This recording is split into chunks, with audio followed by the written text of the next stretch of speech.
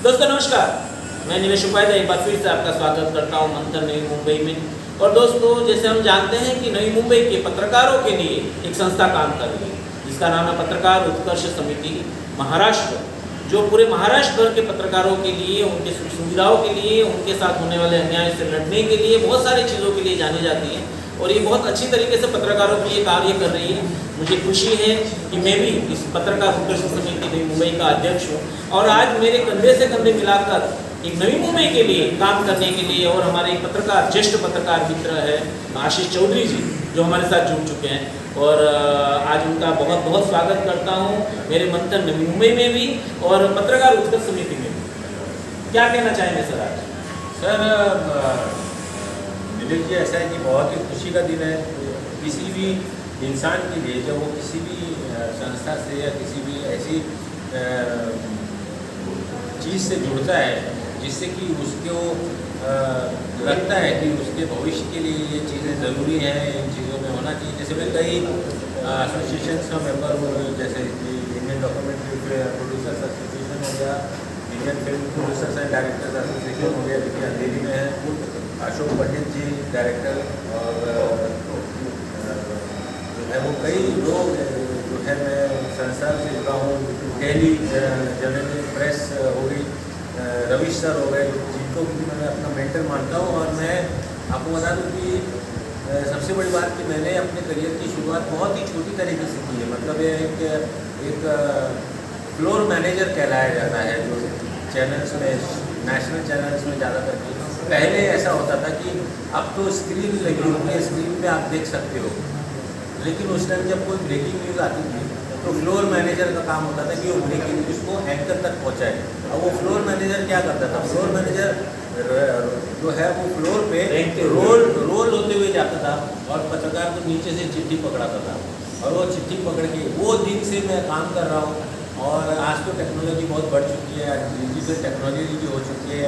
आज कितना भी शूट कर रहे हो, बिंदास कैमरा खुला रहता है। मैं उस ज़माने को बिलोंग करता हूँ जिस वक्त कैमरा खुला नहीं रहता था। जी हाँ, मैं आपको बता दूँ, मैं 1993 सेंट जेवियर्स कॉलेज मुंबई से जेवियर इंस्टीट्यूट ऑफ कम्युनिकेशन का एलुमनी हूँ। मास कम्युनिकेशन में पोस्ट ग्रेजुएशन किया है और आज मुझे बहुत खुशी है कि डॉक्टर अशोक जी ने मुझे इस लायक समझा कि मैं, और आपने मुझे इस लायक समझा, आपने मुझे एक्सेप्ट किया क्योंकि आप मेरे प्रेसिडेंट हैं।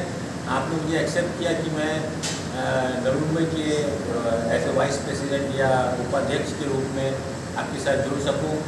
जितना भी बन सकेगा मैं का अच्छा काम आप लोगों के साथ करने की कोशिश करूंगा। वैसे ज़्यादा करके लोग मुझे जनता का दोस्त और आपका होस्ट करके भी जानते हैं। हम उसी नाम से आपको जानेंगे, उम्मीद करते हैं। लेकिन सर, आप आज जुड़े हैं पत्रकार उत्कर्ष समिति के साथ और डॉक्टर अशोक मात्रे जी, जो हमारे महाराष्ट्र के प्रेसिडेंट हैं, बहुत प्यार से हमको आज़ादी देते हैं अपने अपने इलाकों में काम करने के लिए। उनकी इच्छा होती है कि हम सब कुछ ना कुछ अच्छा करते रहें। तो सर, क्या आपके पास अभी जुड़े हैं, हम मिलकर कुछ करना चाहें तो आपके मन में क्या क्या ऐसे प्लान है कि जो हम पत्रकारों के लिए कर सकते हैं? मेरे मन में कुछ भावनाएं हैं जो मैं देखता हूँ कि ग्राउंड लेवल पे जाके कि पत्रकारों को जो दर्जा मिलना चाहिए। मैं देखता हूँ कि पत्रकार, एक तो कई जगह मुझे ऐसा लगता है कि पत्रकार नहीं, उन्हें है वो चाटुकार चाहिए। एकदम ओपनली बोल रहा हूँ, शायद कई लोगों को बुरा लगे।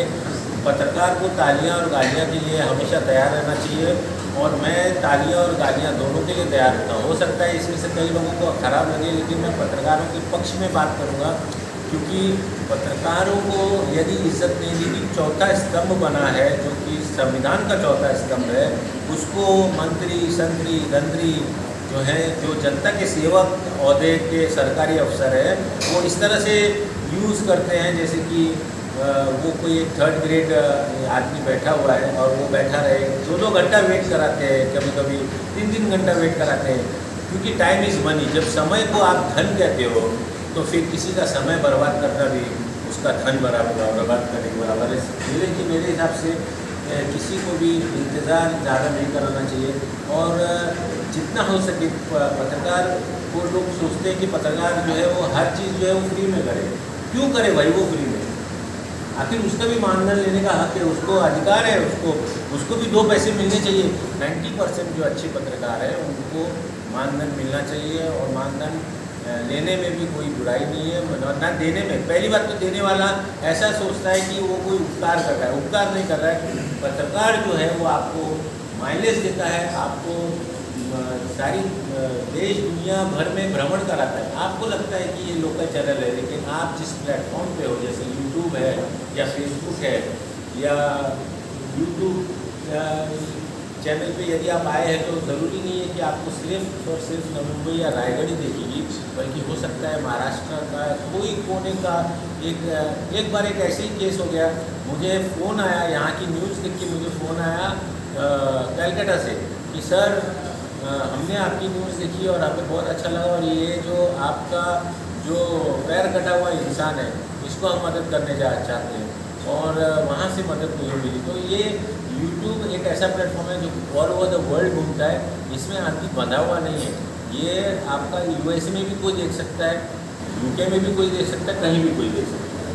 तो ये हुई आप सामाजिक संगठन की बात। उनके अलावा, सामाजिक के अलावा और आर्थिक के अलावा भी बहुत सारी समस्याएं होती हैं जो पत्रकारों के साथ होती है, जैसे शादी की कुछ समस्याएं हैं, कुछ मानसिक समस्या हैं, तो उनके लिए आपके पास कुछ सोचा है? नहीं, और मुझे बहुत अच्छा लगा जब मुझे पता चला कि एक्सीडेंट पॉलिसी का भी कवर अपनी एसोसिएशन दे रही है।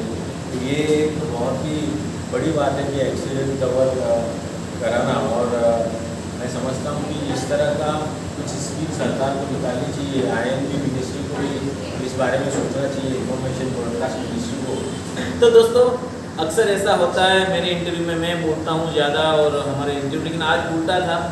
आज हमारे पत्रकार, ज्येष्ठ पत्रकार बोल रहे थे और मैं सुन रहा था। उनके विचार जानकर बहुत अच्छा लगा, उनकी सोच आपने समझी, जानी, और हम सब मिलकर कुछ नया करेंगे, कुछ अच्छा करेंगे। शुभकामनाओं के साथ एक बार फिर से आपको बहुत बहुत बहुत थैंक यू सो मच, और आपको भी, और डॉक्टर अशोक सर आपको भी, और सारे जितने भी हमारे मेंबर यहाँ बैठे हैं, मैं आप सबका बहुत बहुत तहे दिल से आभार।